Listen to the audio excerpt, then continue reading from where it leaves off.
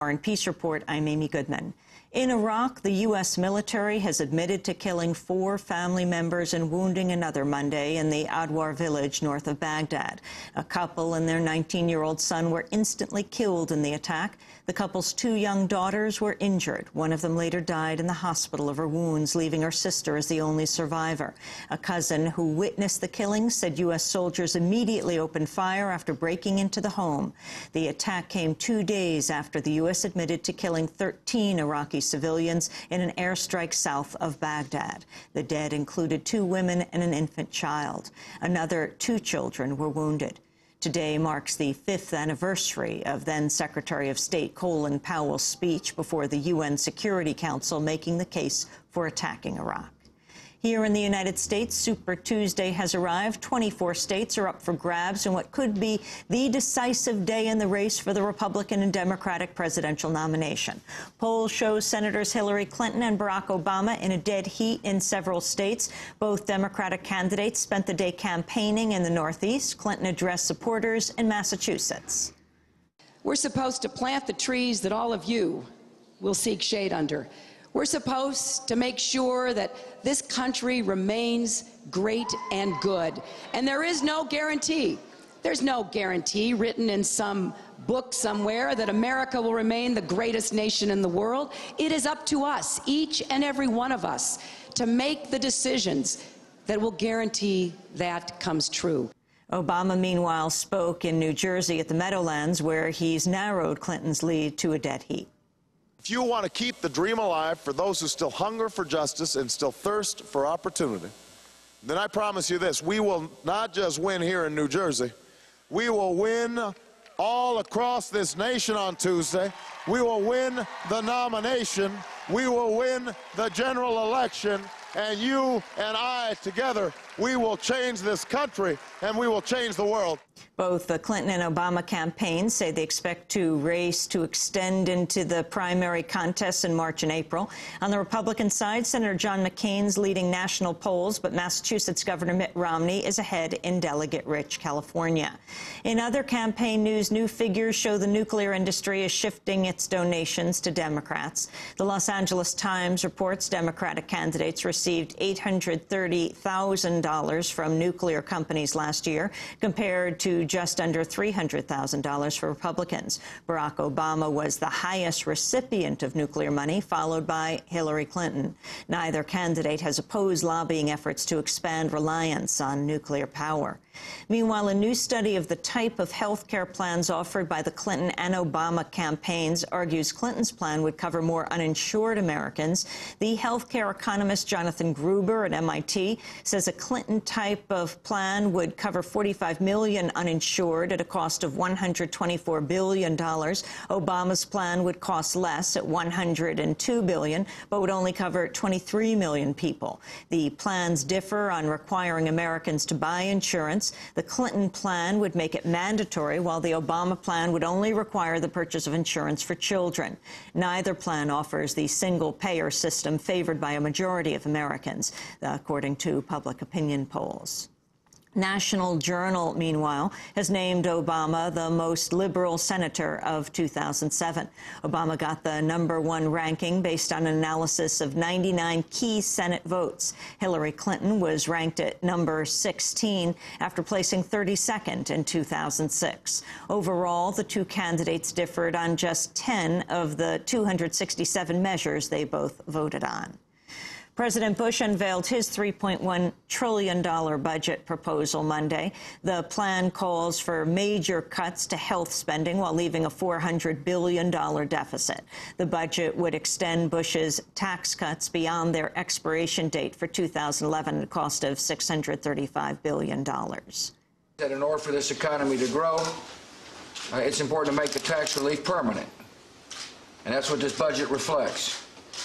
It's a budget that boosts money for education and health and housing. It helps deal with the issue of making the tax code more fair for individuals who want to buy health insurance in the individual market. The budget proposes spending cuts or freezes for most government agencies. The Homeland Security and Pentagon budgets would be among the few seeing increases, with the military getting a 7% boost. Including the wars in Iraq and Afghanistan, U.S. military spending would reach at least $690 billion. The White House budget plan estimates the wars will cost $70 billion this year, a figure widely seen as far too low. Bush's plan would meanwhile cut billions from health care. This budget is one that keeps spending under control. Discretionary spending is held to less than 1%. It eliminates 151 wasteful or bloated programs, saving the taxpayers $18 billion. It also takes a hard look at entitlement growth over the next 5 years. The $208 billion cited by the president would come from deep cuts to Medicare and a freeze on new Medicaid spending. Among the other programs on the president's chopping block, food assistance for poor children and grants for career and technical education, community development, and revitalizing public housing. In Colombia, hundreds of thousands of people took part in a nationwide protest Monday against the rebel group FARC. The group is currently holding at least 800 hostages seized during its conflict with the Colombian government. Recently freed hostage Consuelo González de Perdomo was among the demonstrators. I'm happy that the Colombian people have understood that they play an important role in the situation that this country is going through in trying to attain liberty, that this motivation has to continue and it has to be permanent. Protests were also held across Latin America and in cities worldwide, including New York, Washington, Madrid, and Sydney. 2 hostages were released last month, with another 3 expected this week. FARC says it will again hand over the hostages to Venezuela, where the President Hugo Chavez has called on the international community to revoke its labeling of FARC as a terrorist group and open negotiations on a peace deal. In Kenya, the Red Cross says the death toll from over a month of post-election violence has passed 1,000.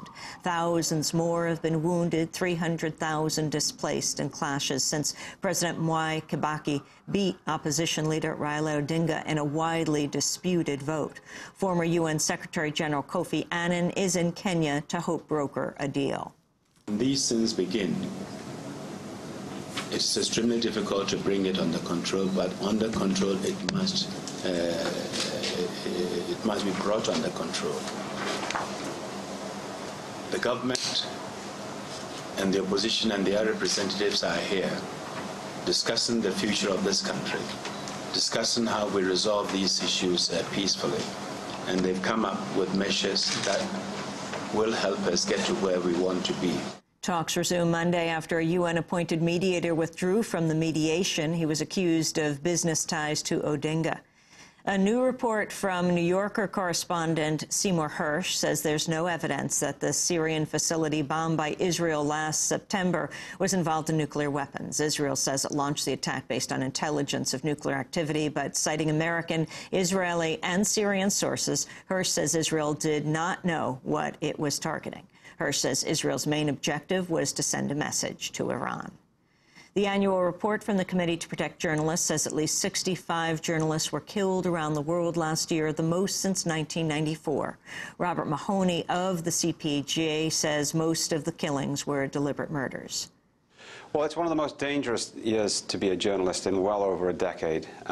We have documented 65 journalist deaths, and we have another 23 that we're still investigating.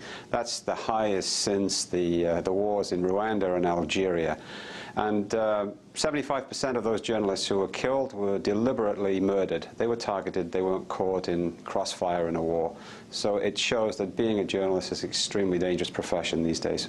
32 journalists were killed in Iraq, matching the Iraq total from 2006. A civilian panel created to oversee government protection of personal privacy is now vacant after the terms of its remaining board members expired last month. The Privacy and Civil Liberties Oversight Board had already been under scrutiny after one member resigned last year on accusations of White House censorship. The Bush administration has not submitted any new nominations. In California, an anti-military recruiting effort in the city of Berkeley is turning into a Senate battle over federal earmarks. Republican Senator Jim DeMint says he will introduce a measure to cut $0.3 million in federal spending for Berkeley from a Senate appropriations bill. $2.3 million. DeMint says he's responding to a series of resolutions from the Berkeley City Council in support of protests against the local Marine recruiting center. And the New York Times has revealed new information on the first Guantanamo Bay prisoner believed to have died of natural causes. Abdul Razak Hekmati died in December following a bout with cancer. U.S. forces arrested him in Afghanistan, where he was well known as a resistance fighter against the Soviet occupation of the 1980s. He was accused of being a Taliban commander and held for nearly 5 years at Guantanamo until his death. During his interrogation, Hekmati made several mentions of high-ranking Afghan officials who could have vouched for his innocence. These include Afghanistan's Minister of Energy and a high-ranking general who Hekmati freed in a daring jailbreak from the Taliban's top prison in 1999. But U.S. officials made little to no effort to contact them. The two men now say they made personal appeals to Afghan President Hamid Karzai and U.S. Ambassador Zalmay Khalilzad